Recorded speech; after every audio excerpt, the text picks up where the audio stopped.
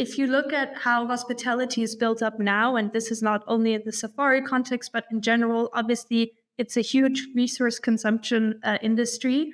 And it's all to give something back to the guests. And maybe also in the future of what guests expect from us will change or is changing already. But I do think that we need to look at, all right, we cannot just be taking and taking if we want to really uplift this hospitality industry. We need to also balance this out. So even small, minor examples of you have these green key certificates in hotels nowadays that, first of all, should be the standard, but green key certificate doesn't mean you're actively doing something to give back. It just means you're doing less of the damage rather than changing it around, That's a good way of looking at it. It's like, you're doing less of the damage, but you're not really balancing out any damage that has been done, or you're not trying to recircle it around to further get it moving. Right. Understood. So what do you think is the one shift that would make hotels move from being sustainable to truly regenerative?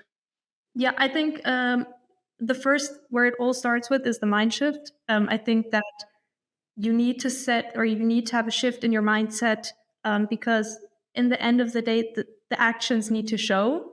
You can talk a lot about it, but you really need to just get it moving. And I think it's all about, okay, not the question like the mindset, how do we consume less, but how do we generate more life, or how do we generate something that really culturally conservation, like in the conservation mind, in the human mind, gives back.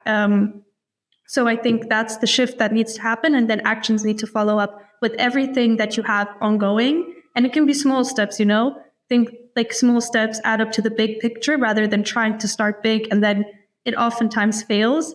It's small steps that already can make a difference. And in each hospitality or hotel, there's that possibility to make those small changes.